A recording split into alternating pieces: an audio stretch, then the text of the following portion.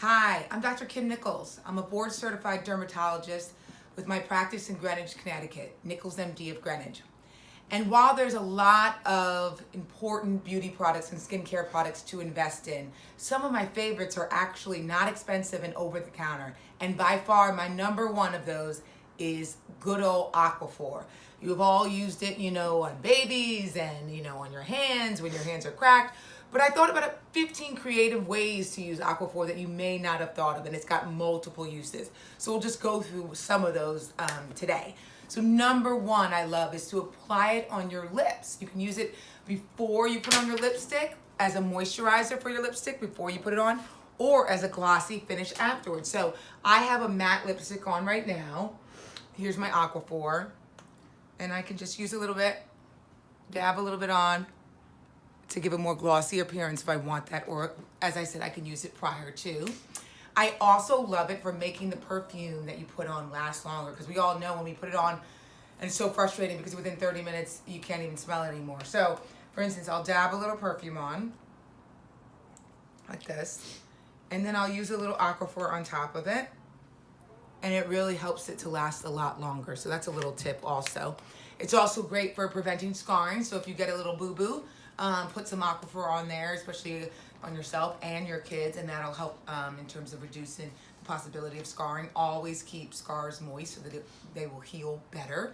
It's also good, tried and true, for loosening things up. So if you've got that ring that's hard to come off, use a little Aquaphor on there to help it slip off easier. That's a great one.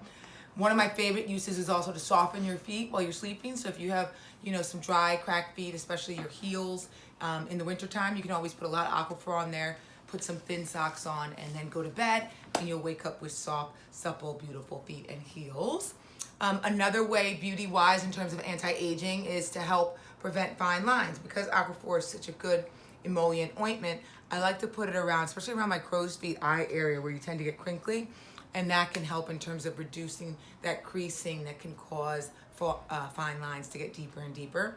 It's also great as a lip exfoliant. We talked about using it as a glossy finish or a moisturizer, but I can also use it sometimes if my lips are getting really dry.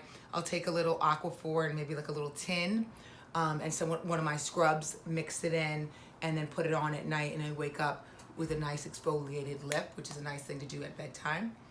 It's also very good for easing the effects of retinol. So many of you have probably heard of retinol. Retinol is the #1 anti-aging product you're supposed to be using at night that I recommend to all my patients. Now, retinol helps to help our skin cells turn over, but especially in the first few weeks, it can make your skin a little bit irritated. So using a little bit of Aquaphor over the retinol at night when you're using it can make it so that it's less irritating and less redness and dryness in the morning, at first, especially in those first couple weeks that you're using the retinol. Another one that is a really great one, because I know it happens to all of us women, is how when you have a powder or something, this one's still intact, but oftentimes it can get broken and you're like, oh my God, what am I gonna do with this broken powder blush? Every time I open it, it gets all over my cosmetic bag. Well, you can use those broken pieces with some Aquaphor and mix it in and turn it into more of a creamy blush. So that's what I've done so that I don't waste, the broken blush in terms of that. It's also very good if you don't have a highlighter on hand. You're about to go out, you have some Aquaphor in your purse.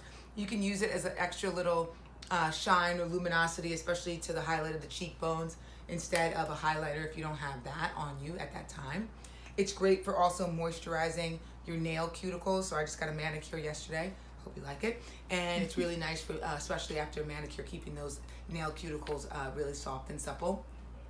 Another great use for it beauty-wise is for eyebrows. So, you're going out and you don't have one of those, eyebrow brushes or gels. You can use Aquaphor on your eyebrows just to kind of tame, the curly ones, because my eyebrows especially are a little bit out of control sometimes. Concealing baby hairs is another use of it. So if you have some little flyaways in front, which I always do, if you've ever seen me on media, there are always flyaways. Aquaphor is a great use for kind of tabling those down so they don't get, out of the way in terms of that. Also good on split ends. So if you're showing a lot of split ends on cramer especially, use a little Aquaphor on there so it looks smoother. And finally, I also like to use it on my eyelashes to make them look especially shiny. I'll put a little bit on the ends of my eyelashes and they really tend to pop, especially on camera. So I hope you've enjoyed these 15 or maybe 16 creative ways to use Aquaphor. I'm telling you, it's one of my favorite over-the-counter products from birth to the end of life. But I hope you can use these beauty tips in terms of how to best use Aquaphor ointment.